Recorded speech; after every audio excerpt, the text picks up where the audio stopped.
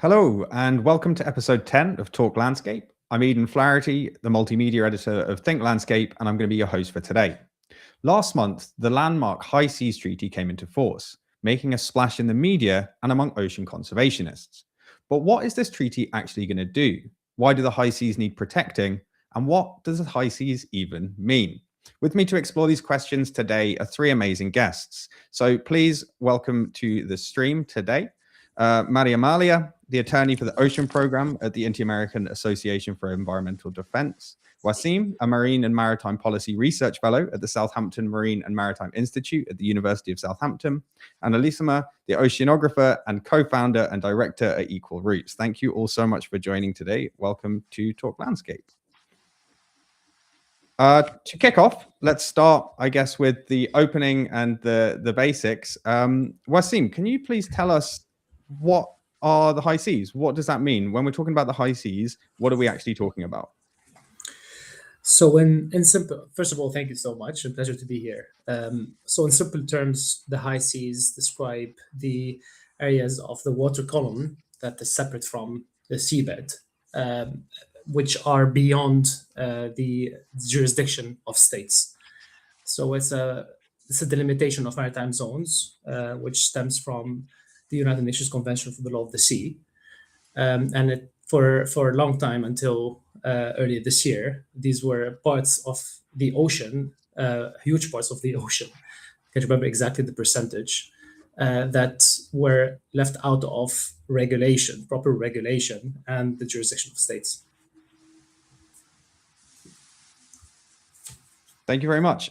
So, Mariamalia, you, as I mentioned, work for the Interamerican Association of Environmental Defense. Perhaps you can tell us why the high seas are important from an environmental standpoint. Are they important for biodiversity, for climate systems? What makes these high seas important? Thanks, Eden, and great to be here with you all. Yeah, well, as Wassim was indicating, the high seas covers nearly half of our planet, so it's a very big deal what had happened with the BBNJ treaty, and these big areas of our planet form part of the global commons. They do support and migratory routes and are habitats that serve as rest stops for whales, sharks, sea turtles, seabirds, and an amazing array of different species.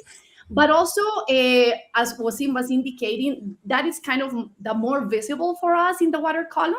But we can't forget that there are yet undiscovered deep sea creatures and ecosystems that are also in areas beyond national jurisdiction, despite their distance from coastal communities. And yeah, when we sometimes talk about areas beyond national jurisdiction, it seems that it's very far away, but it really it has a huge interconnectivity with our coastal ecosystems, and they do provide important ecosystem services, for example, from fisheries to climate regulation and recreation, and they are critical carbon sinks. So I think that in a nutshell, that could be kind of the highlights of these environmental standpoint of importance from the high seas. Brilliant, thank you. Elissama, you work and are very knowledgeable about shipping, and while we no longer live in the age of sail, it's still an absolutely vital part of our global economy. Can you tell us a bit about why the high seas are important economically? Sure, yeah. So when we think about high seas economically, the first thing to understand is that they are really the invisible backbone of the global economy.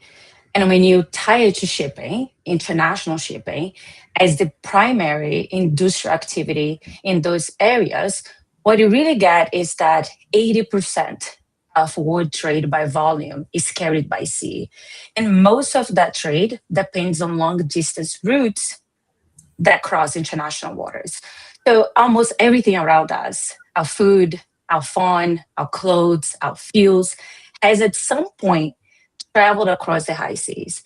And while we have some shipping that's regional, the majority of container, oil, and bulk cargo trade relies on routes that are in the high seas. So what that really means is that shipping and the global economy are deeply interconnected. So what happens, geopolitics, trade policy, security has an immediate effect in what happens at sea. So moments of tensions, sanctions, tariffs, and conflicts can suddenly reroute ships and raise costs and disrupt supply chains. And those impacts, is important to notice, they are not evenly distributed. So you have developing countries, especially small island states and least developed countries and remote communities, often the most exposed because they depend heavily on maritime trade and they have very limited alternatives. So in that sense, high seas are not just trade corridors, they are also critical to economic stability and equity. Interesting, thank you. It's interesting to see quite how much of the global trade still relies on these. But while it is obviously vitally important, shipping comes with its own set of risks or threats to the high seas themselves. Can you maybe tell us a bit about those threats? Sure, yeah. So when we think about the impacts of shipping on the high seas, it's perhaps helpful to see them through what the United Nations calls the triple planetary crisis. And this is the interconnected crisis of climate change, pollution, biodiversity loss. So these three crises reinforce each other, and shipping sits right at the intersection. It's both part of the problem, but also, and thankfully, part of the solution. So if we take an example, underwater noise, which is one of the most overlooked forms of pollution from the shipping sector, that pollution and the way we tackle it offers incredible potential to a win-win-win situation if we approach it holistically. So in the case of underwater noise, the global shipping industry is the dominant source of underwater noise in the ocean, anthropogenic source of underwater noise in the ocean. And we have recently released a report that looked into how this noise connects to climate, pollution, biodiversity, and governance. And what we saw in the process of putting the report together is that it's very alarming what's happening right now. Underwater noise, anthropogenic underwater noise from shipping has been doubling roughly every decade. And why is it a problem? Is because sound is fundamental to marine life, right? Many species, they rely on the sound to communicate, navigate, find food, avoid predators, and reproduce. And because sounds travel so efficiently underwater, even distant ships can reshape entire marine soundscapes. And this process is true for coastal areas, but also for the high seas. And this has very real consequences because as underwater noise, as the marine sound is so important for the animals at sea, underwater noise interferes directly with communication orientation. So increase the stress, disrupt feed, mating, and also raise the risk of ship strikes. Most of the time can lead to the death of those big marine mammals. So the situation here is that even though shipping is the main source of underwater noise, it also has the potential to bring a solution with a win-win-win situation. What that means is only a 10% reduction on speed can cut greenhouse gas by around 13% from shipping and reduce underwater noise by 40% and lower ship strike risk by 50%. So basically, with an input of 10% slowing down, shipping can get 13% reduction in greenhouse gases, 40% reduction in noise, and 50% lower risk of striking an animal. So that's why this sector is so strategic when we talk about ocean protection and governance. And again, it's important to recognize that the solution we're talking about here, it's only a solution if implemented within a just and actable framework. Small island developing states, coastal communities, indigenous people, they are often the ones most directly dependent on health oceans, yet they do not have actable influence when it comes to global shipping systems. So addressing shipping at this nexus of climate, pollution, biodiversity is perhaps not only an environmental challenge for us, it's also a matter of governance and justice. Fantastic. Thank you very much. I'm glad that you mentioned greenhouse gases there as well, because it's like shipping is just one piece of like, a much wider impact on the high seas. It's kind of easy, I think, to imagine how shipping might impact the oceans because it's directly there. But obviously, they're part of a much wider, wider world and a wider climate. Wassim, perhaps you can touch on the impacts that wider climate change is having on the high seas. What this might look like. So much to say, to be honest. I was having a lot of reflections just hearing Elissama's points. I want to take it a little bit a step back as well, even if I may, and let me know if I move in a different direction than you wanted me to. But yeah, shipping and many other activities that are undertaken in the oceans, including in the high seas, are in themselves part of, like you tried to describe, like a broader political economic order that we live in. And it's really important for us to look at the way that governance systems are shaped and operationalized, having awareness of them being embedded within this dominant global and political economic order. Because this invites us to think about a lot of these triple crises that Elissama mentioned. You can add more crises to it, depending on how far you want to stretch it. Fundamentally, go back to the same root, which is about us being stuck in legacies of extractivism that have led us towards our tipping points. And this is related to the model that we live in, the economic model that we live in and that we take for granted. So when it comes to, I'm personally very close to the climate change framework and the climate change regime. I negotiate on behalf of Lebanon on the Just Transition Work Program. And a lot of my research at the university is also around developments when it comes to climate change. So it's important for us not to look at these frameworks as isolated from one another. So we're talking about the BBNJ agreement here, but of course there's a lot of overlap with other governance frameworks. For example, and the one that really jumps to my mind is the governance by the International Seabed Authority when it comes to the seabed beyond national jurisdiction. So there's a bit of an overlap with the scope of these two frameworks. And on top of that, you have frameworks like the United Nations Framework Convention on Climate Change and the Paris Agreement and so on. So there's a lot of mutual influence in them and potential for addressing multiple problems in one go.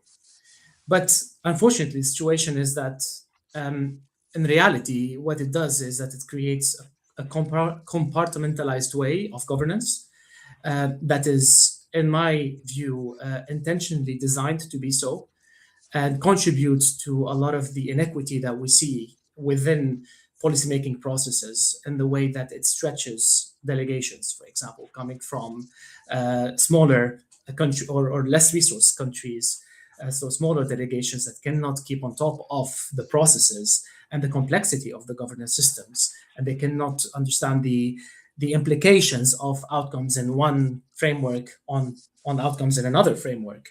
So it's, again, so that complexity is part of the design that I think is being utilized in a way to steer outcomes in a direction that serves certain states but not others, and to stabilize and to entrench existing hierarchies that we operate and have lived within. There's a lot of issues I would highlight too. I mean, the shipping one is a big one. I think shipping is I think, if I'm not wrong, if you compare it to a state, it would be the 6th largest emitter in the world. I'm not sure if that's the accurate. I mean, it's still the case. I haven't looked at shipping for a while, but there's and like Elissama mentioned, a lot of it happens in areas beyond national jurisdiction, and it's something that is also the backbone of our economies. So long as we are trapped in this economic model, we rely on it and we're being blackmailed by it. And within the International Maritime Organization, you see all of these dynamics playing out again, and some of the states that will be more affected by decarbonization agenda try to stall progress on decarbonization of shipping. So shipping is a big stressor when it comes to greenhouse gas emissions and causing climate change. But I think the other key fora that I would mention here that is very relevant for our discussion is the role of the deep sea in sequestering carbon, and that has been very much like the center of the discussion when it comes to International Seabed Authority and the mining code and allowing the start of mining operations with a lot of the uncertainty around the potential implications of it in terms of losing the capacity to regulate our environment, our climate systems. So, and I would also mention fisheries. That's something I was not. I mean, my background is in law. I was not really aware of the potential of fisheries and themselves to contribute in the sequestration of carbon as well. So the ideas. I mean, I think I like the approach of expanding those area-based management tools under the BBNJ agreement to protect 30%, to contribute to the 30 by 30 objective, including by creating those MPAs for fisheries and so on, because it's one of those examples that secures those multiple wins across different frameworks. I'm not sure if I've answered your question, actually, but I think I'll just leave it here. No, thank you very much. It's interesting to kind of zoom out a bit and get a little bit of a broader perspective of what's going on. And I think it's, we've come from shipping, which is quite, not, I would say a micro issue, but a more direct issue, perhaps, is a better way to put it, on the oceans. And then there's these wider ones too.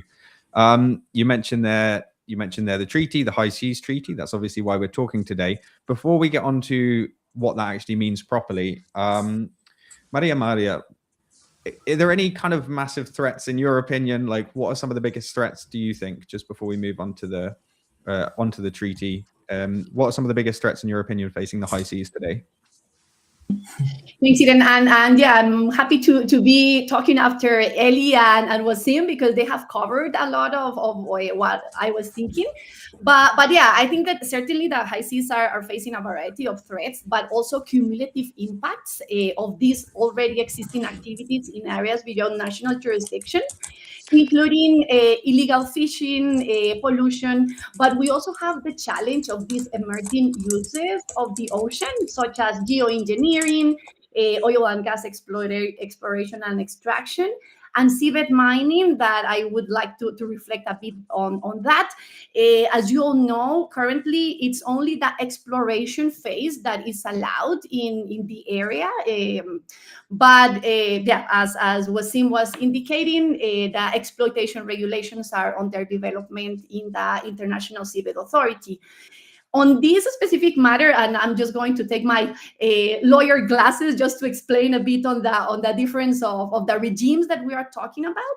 The BBNJ has the competence to regulate the protection and the sustainable use of biodiversity, so it's living organisms in the area. And so here I want to, correctly, we have an overlap of the geographical scope of BBNJ and the ISA. But ISA has the mandate to regulate activities with respect of non-living resources, because it's minerals that we're talking about. So this was a big discussion under the negotiations of the treaty, and many states felt very strong on how the BBNJ treaty was going to accommodate in this ocean governance architecture in areas beyond national jurisdiction. And that's why we have some articles regarding international cooperation. And we also have a very important article for many states and for many of these regimes that already exist in areas beyond national jurisdiction. And it's Article 5 that it talks about that the BBNJ cannot be undermining these regimes that already have legal or institutional frameworks already established in areas beyond national jurisdiction. So that doesn't mean that the treaty enters into like a straitjacket and can't move around, but it can. It has many regulations regarding cooperation, coordination, and consultation that I want to address later on. But yeah, I think that one of the key issues of the BBNJ treaty, and also to address one of Wassim's comments about how we have been developing these frameworks in a very sectoral way, and that coordination was not that visible. That is one of the things that the BBNJ treaty brings us as international community, to have the possibility to now have procedures of cooperation, coordination, and consultation, so that we know that we can have a holistic view on how we can conserve and sustainably use the biodiversity in areas beyond national jurisdiction. So it's trying to have this step forward and stop thinking or managing biodiversity in a sectoral basis, but having this integral view on how we can do it for the best of everyone, for the best of the ocean, the biodiversity, but also for the many people that really depend on the economic activities that benefit from these species that are using the high seas. And yeah, just to finalize this brief comment about ISA, and then as well, if one state is part of the BBNJ treaty, but it's also part to the ISA, or it's part of IMO, or it's part to a regional fisheries management organization, here one of the goals and the objectives of being part of the BBNJ treaty is that this state can go to these different forums and really advocate for the objectives of the BBNJ treaty, so that we are trying to have coherence in these different forums, and try to achieve that integral and holistic view on how to really sustain the biodiversity that lives in areas beyond national jurisdiction. Thank you very much. Before we move on, just a reminder to everybody watching that we will have a Q&A session. So if you have any questions for the speakers, please drop them into the chat, and we'll be able to get to those. Also a note that the BBNJ and the High Seas Treaty, we're talking about the same thing. BBNJ is biodiversity beyond national jurisdiction, as far as I know, and the High Seas Treaty, we're using them interchangeably. So in case anybody's feeling a bit lost with all of the terms being thrown around, don't worry, they are the same. Speaking of which, Mariamalia, could you please give us a kind of concise overview of what the High Seas Treaty really is? You're a member of the High Seas Alliance, as far as I know. You've been pushing for legislation. Now, last month, it's come into force. What is it, and what will it do? Thanks, Eden. Yeah, so just very briefly, I do want to highlight that the BBNJ treaty is a victory of multilateralism. Nowadays, that it has been a very challenged word. I think that we need to really highlight that when states really come together, they can achieve very big and crucial instruments. So yeah, it's a historic step towards the protection of ocean biodiversity. It took almost 20 years of discussions, and then for the formal negotiations started in 2018. Then we got COVID, and it was a bit of a delay on the negotiation side of things. But on the 19th of June of 2023, the states at the end adopted the agreement. And also I wanted to highlight that only 2 years after the adoption of the text, we, as the international community, met the threshold of 60 ratifications to ensure the entry into force of the treaty. That I wanted to also highlight that usually in other international instruments, it takes a decade to really meet that threshold. So for the BBNJ treaty being able to have those 60 ratifications in 2 years, it really shows the commitment and the political will of many states to make a reality and have the effective implementation of the treaty. The agreement has 4 main elements that are the backbone of the whole system. And these elements were identified by states in 2011 as these legal gaps in areas beyond national jurisdiction. So we had other instruments that, for example, were regulating marine genetic resources as the Nagoya Protocol, but that instrument will be applicable in jurisdictional waters of the states.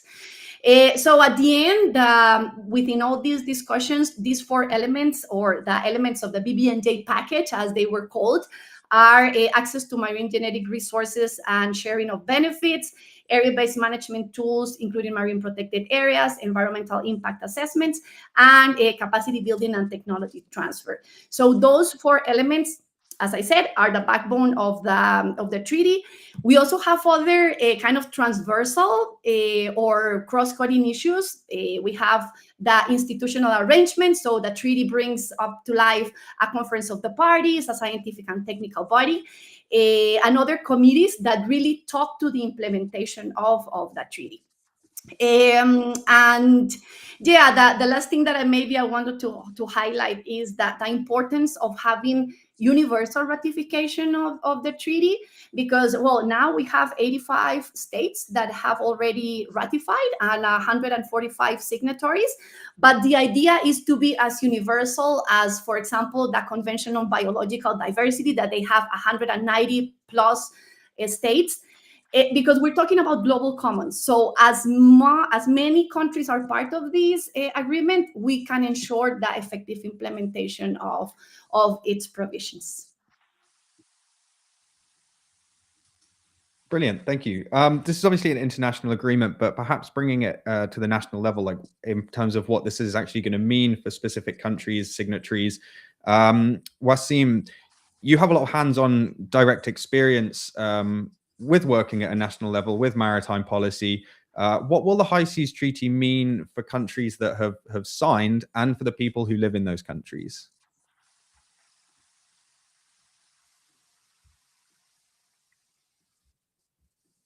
To comment on some of I'm sorry, can you hear me? Yeah?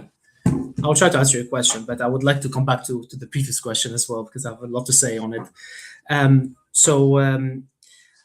I mean, I have more experience with the climate regime, where it's a very different process through national determined contributions and so on. But generally, when it comes to the way that the law works, you know, whenever a country ratifies an international agreement, it needs to translate it into national law for it to become binding to it.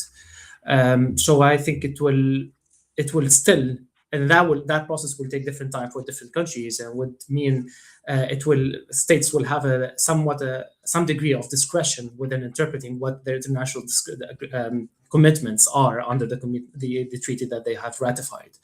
So I think it will very much be a nationally determined process in a way. So it will be aligned with what the priorities are for the particular country in question, and in line with their capacities as well, and all within the umbrella of the national agreements, which usually sit at a higher space. Like the hierarchy is, when it comes to the hierarchy, they're higher than national laws. So the national laws need to be subject to international agreements, basically. But if I can go back to your previous point about, I mean, I have a few thoughts, first of all, on the threats that we're facing. And I think the threat that we face is for the BBNJ in itself to be co-opted by the same forces that have driven the triple planetary crisis in the first place, you know. And there's a lot of also, I'm less optimistic about, I mean, it's a great step to be taken, and for it to come into force, and for us to finish the negotiations and so on, and the quick ratification of the agreement for it to come into force and so on. But I would also remind listeners and viewers that, for example, the Paris Agreement has 193 signatories, but we're still very far from taking any action or coming close to the level of ambition that we need. So universality does not mean effectiveness.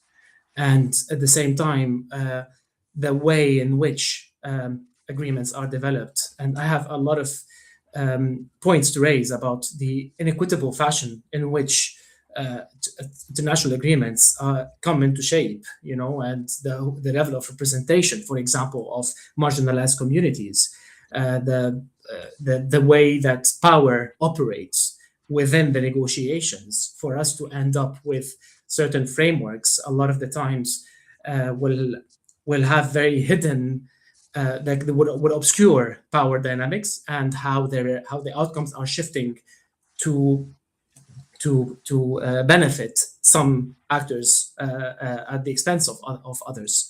So when it comes to, just as a quick example that I want to take here, for example, when it comes to capacity building and technology transfer, which is part of the BBNJ agreement, again, reflecting on my experience under the Paris Agreement and the UNFCCC, these things are also there and they are part of the Paris Agreement goals and so on.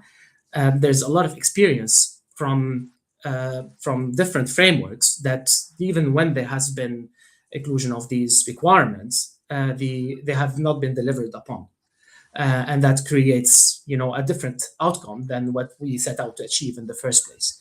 And I think the same can be said about the balance between the common heritage principle and freedom of the seas, of the high seas principle, or in the way that the access and benefit sharing rules around marine genetic resources. I don't want to get too much into these examples, but I just wanted to say that I always think it's important for us to remember where we are and the system within which this treaty is emerging from. Even the UNCLOS in itself emerges from colonial legacies.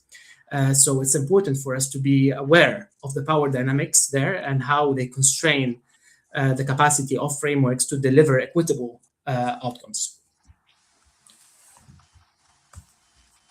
Thank you very much. It's interesting to hear about not only threats to the high seas, but threats to the processes supposedly put in place to protect them as well.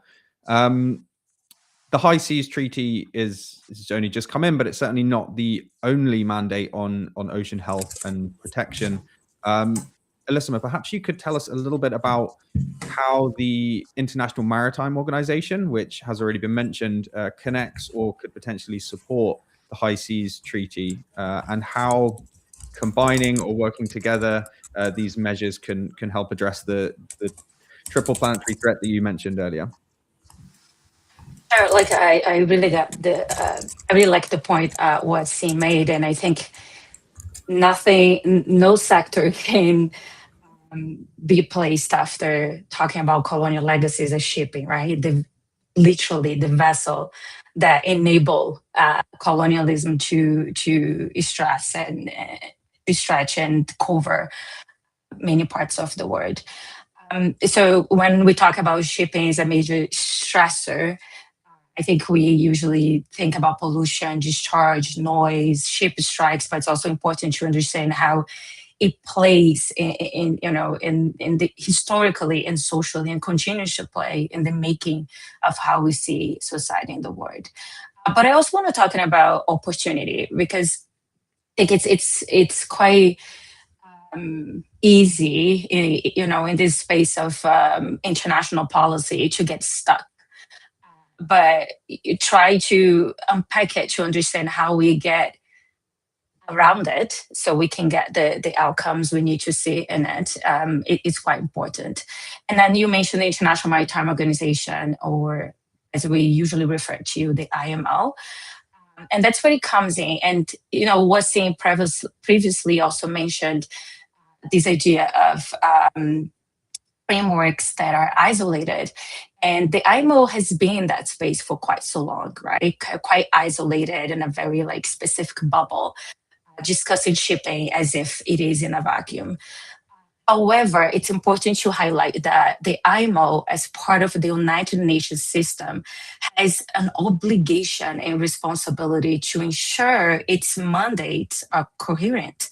And Mariamalia referred to coherency in frameworks earlier on, and it is in alignment with broader UN agreements, including the BBNJ. So it's not only a matter of willing, it's a responsibility for being part of the United Nations system. So the role of the IMO really goes beyond technical shipping standards. It has to actively engage, coordinate, and collaborate with these UN bodies to prevent pollution and reduce threats to marine biodiversity. And again, it's not a willing, it is part of the mandate of that organization. And one of the clearest, like one of the opportunities we see very clear for synergies between the BBNJ and the IMO is through the area-based measures. So under the BBNJ agreement, parties can establish area-based management tools, including marine protected areas, as has been mentioned by my colleagues here. And those will be placed beyond national jurisdiction. One important aspect here is that these areas cannot directly impose shipping rules because shipping falls under IMO authority. This means that there is a need for close cooperation between the IMO and BBNJ if these tools are going to succeed. Because if you have a marine protected area that allows shipping activity, you are not protecting the area, in fact. So we are not starting from zero in that process. It's important to highlight that within the IMO, we already have some mechanisms like the particularly sensitive sea areas. For instance, in Australia, the Great Coral Reef is part of that. We have emission control areas and all the designations under the MARPOL. MARPOL is the IMO's environmental regulatory annexes.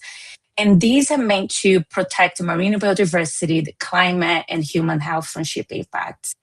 So if we link these existing tools under the IMO to the BBNJ area-based measures, there is a potential here to create a coordinated high seas protection framework that addresses pollution, climate impacts, and biodiversity threats with a single coordinated strategy. So I think another key aspect of this alignment is not just a matter of supporting the BBNJ, but also is strengthen all the global commitments. We talked about the Paris Agreement. We also have the Convention on Biological Diversity. All of that has to come to the table. Otherwise, there is no resource and time we can invest in try to tackle different things at the same time. So a holistic approach is key at this moment. So that coordination can really amplify conservation outcomes and ensure that shipping activities support and not undermine these global biodiversity targets. However, it's important to highlight, and I don't want us to leave an impression here that shipping is doing everything and it's great, is that even though we have these tools, unfortunately, some of these measures, they need more to be effective. So for instance, the particularly sensitive sea area is very underutilized. It's also very fragmented. So part of that is because the legal status of those areas is quite uncertain. And most of the measures applied in those areas are voluntary. And, we have many reports and research showing that those measures, they are not enough. So what we really need, if we want those tools, those existing tools to be applied to the BNJ, is that they need to be, reshaped in a way that is legally you can legally enforce them. And when integrated, they are actually not just on paper. They are bringing real impacts to those areas. Now, and I keep mentioning it, none of it will actually work if we are not bringing equity and justice to the center of it. And the importance of talking about that is because if we apply those measures, repeating the same structure of the past where equity and justice was not at the center, we will just completely mirror what we did on land to the sea, right? Fragmented spaces with borders that do not make sense, and the right people not at the table to shape those. So developing states, coastal and small island nations, indigenous communities, they are facing the greatest exposure to shipping impacts, but they are not included in consultation and benefits from these measures in the way they should. So it's crucial that that happens right now if we want to have not on an outcome that is, good for the climate, the nature, but also for people, and it's fair and sustainable. Brilliant. Thank you. I'm aware of the time. I have a couple more questions myself, but if you all agree, I'm going to move on to some questions we've got from the audience, because it would be really nice to hear some of those. And then if we have time, we'll come back to my questions. So to start off with, we have one from LinkedIn, which is, what mechanisms can support equitable participation of developed and developing countries in implementing the High Seas Treaty, ensuring that conservation goals also align with development priorities? Who would like to address that, about how can we balance, the conservation goals of this new treaty with potentially the development goals of countries that have either signed or are looking to join? Who would like to? Yes, please. Thanks, Irina. I can give it a first shot, but of course, colleagues, please come in. No, I think that the treaty, when we're talking about this package, is that at some point in the discussions, there was this agreement that we couldn't cherry pick. For example, if we were going only to go deeper on the regulations of marine protected areas or environmental impact assessment, but capacity building and technology transfer and the benefit sharing from marine genetic resources were critical for developing states. So that kind of balanced conversation became like a reality for states since 2011, when these 4 elements were identified as the backbone of the treaty. I think that the treaty does have some mechanisms for developing states, as Wassim was indicating, and also Eli. Capacity building and technology transfer, we have seen that topic in many other instruments, including UNCLOS. Part 14 is, I think, the least implemented of the whole parts of UNCLOS, but it was very important for developing states to really take that specific element and bring more detail on how that strengthening of capacities or how that transfer of technology could happen.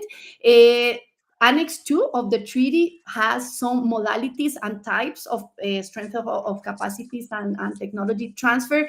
And you can have examples of developing states scientists that they need to be part of these research vessels or these research fields, so that that you're growing capacity on your nationals, but also for us as developing states to really access information that otherwise we would not have the resources or the technology to access because of how far these areas are. I also wanted to highlight that it's kind of a boring element of the treaty, but it's the clearinghouse mechanism that it's within the institutional arrangements. Sometimes people are just like, well, but that's only like a platform. But that platform should be the one where all the information that comes from area-based management tools, environmental impact assessments, access to marine genetic resources should be shared with the whole community. And for example, country like Costa Rica wouldn't have the capacity to go and access that information. And the clearinghouse mechanism really has this tangible manner on how we can access that information and start making informed decisions as a country in these wider forums.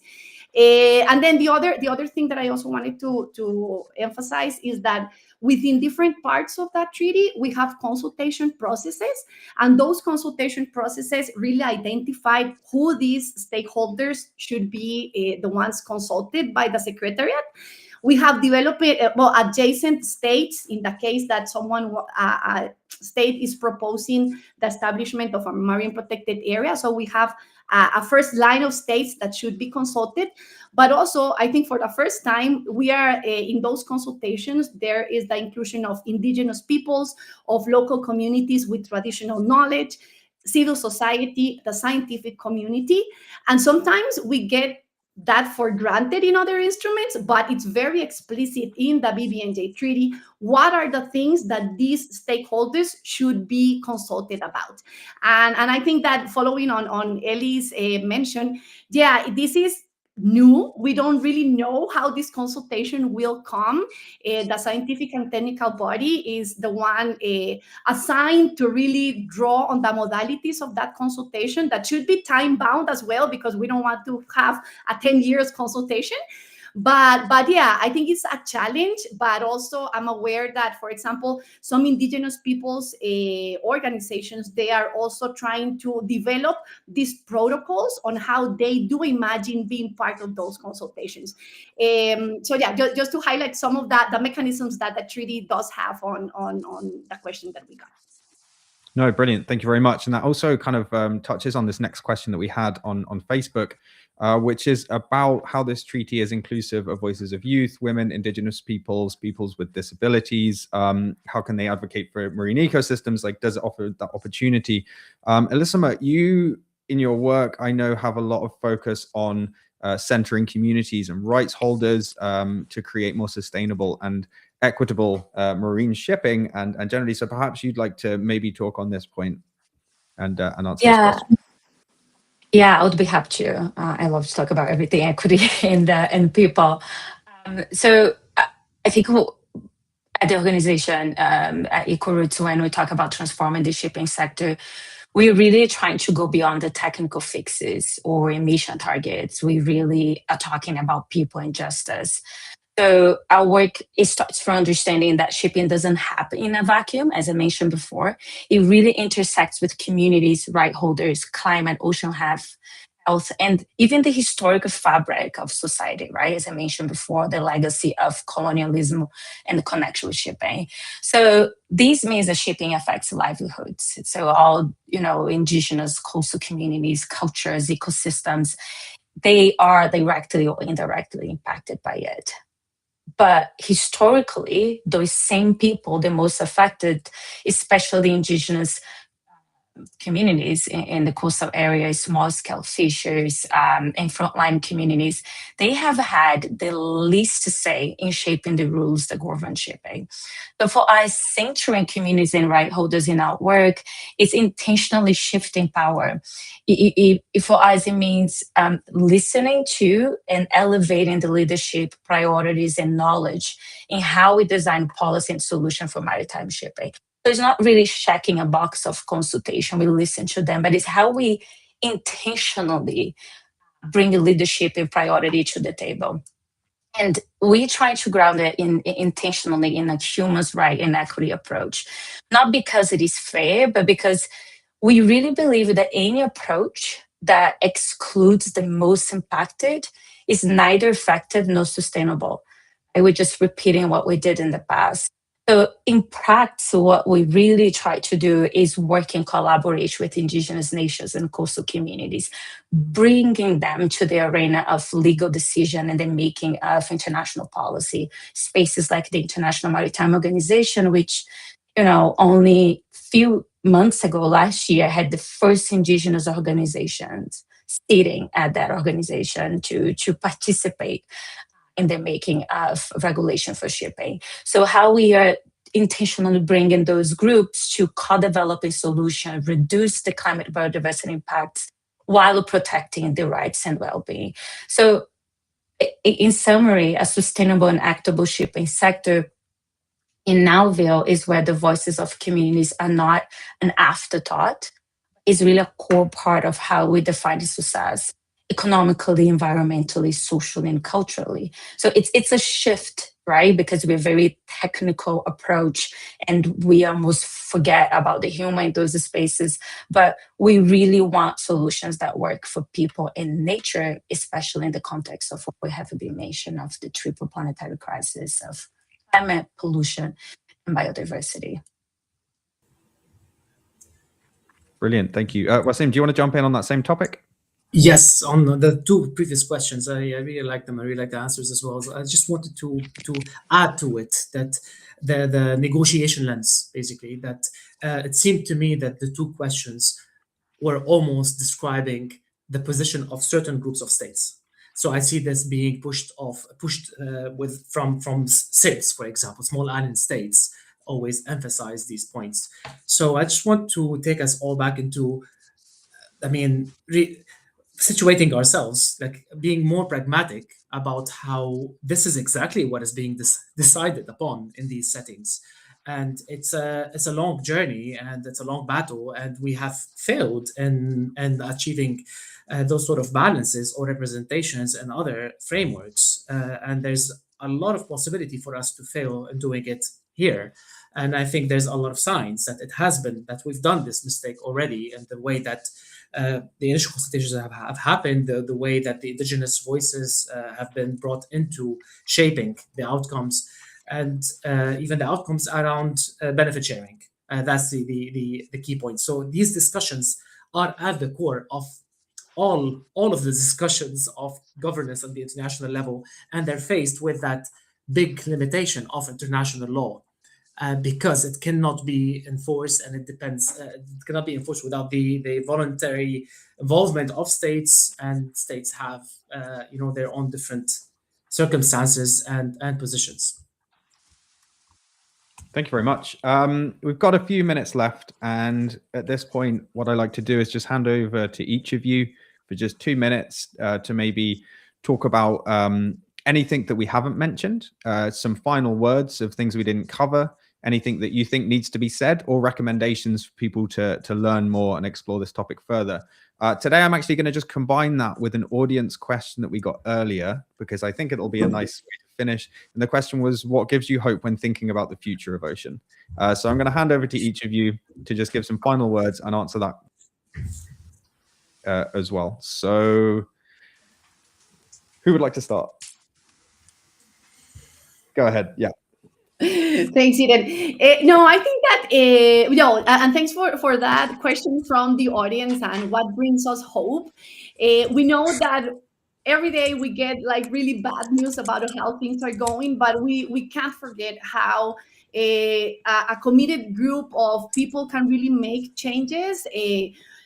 It sometimes looks impossible, but yeah, I think that it's how to recall, at least for the BBNJ treaty, that it proves that multilateralism it's real, it's tangible, and we need to keep having that positive narrative despite what we hear in the news every day. The treaty really marks a historic moment.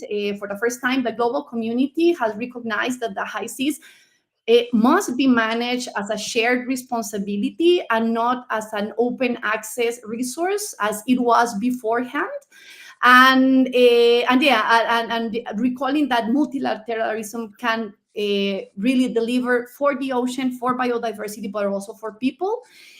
For me, the other thing that I could also saw within the negotiations of this instrument was that we have been talking about equity. This treaty, it talks a lot about, of course, conservation and sustainable use of marine biodiversity in these areas that are outside the jurisdiction of states, but it also brings along this equity side of things, because before the treaty, there was a handful, a group of states that were really benefiting from biodiversity in these areas. And now with the treaty in place, it like the whole play field is a bit more leveled for our developing countries and for other stakeholders, that they were not as visible as in other instruments as we have spoken this morning. So yeah, I just wanted to bring that this treaty mixes law of the sea, environmental issues, but also equity. And yeah, it's a reminder on how we can really deliver in many areas, and hopefully that the BBNJ treaty could be or will be implemented in an effective way, so that we can really start seeing the benefits that it brings along. Brilliant. Thank you. Elissama, do you want to jump in next with the same thing? Yeah, for sure. But what gives me hope is the opportunity, right? And I really like the conversation we're having about being realistic. And I think, as mentioned before by my colleagues, I think we know all the ways we can fail engaging frameworks to bring equity and just approach.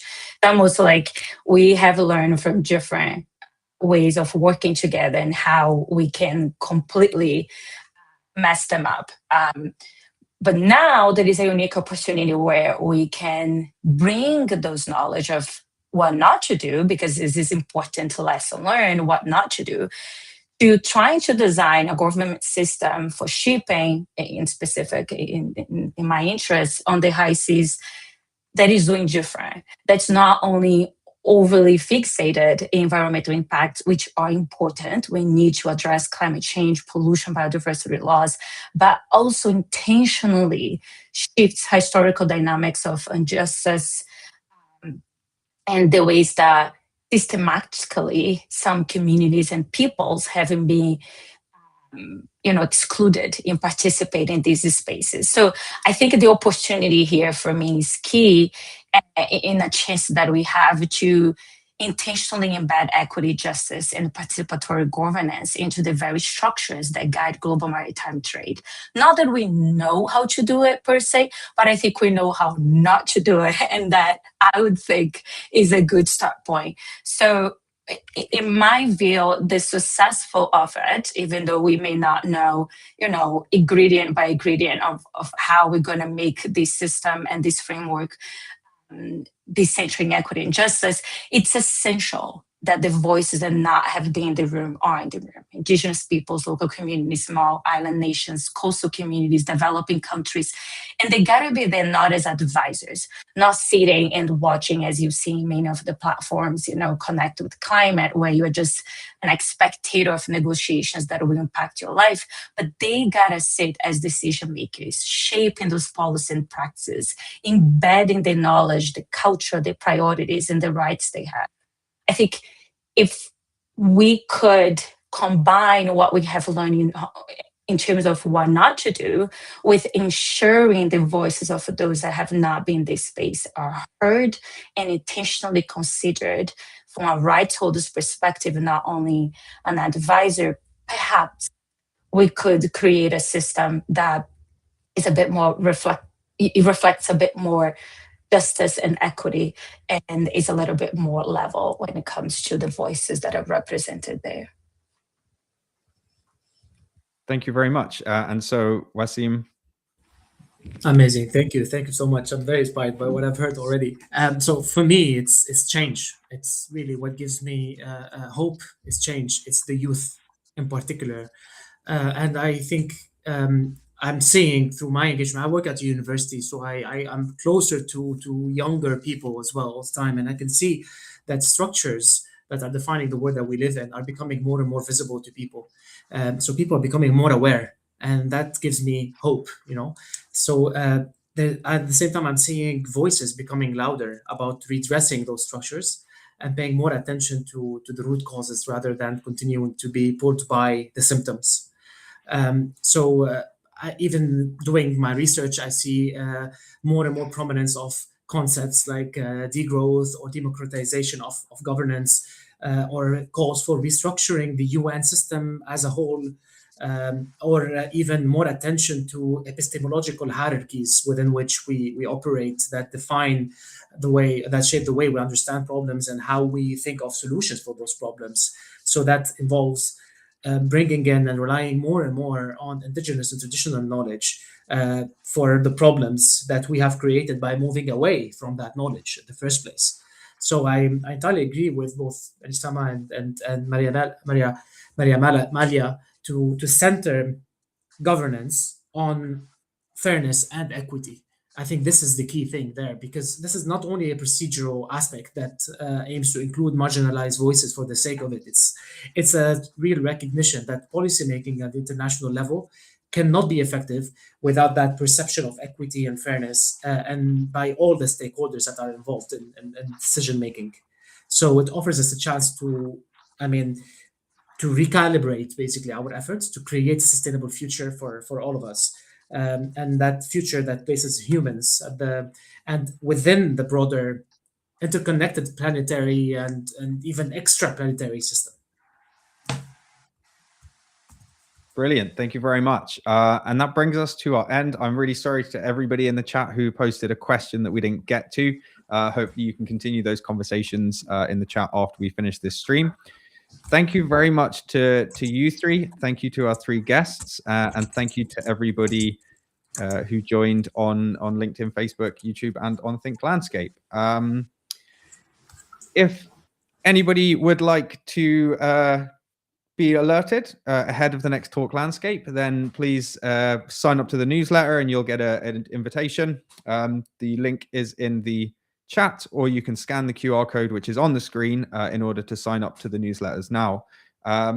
Thank you once more to our 3 guests, and we will see you all in the next Talk Landscape. Thank you very much.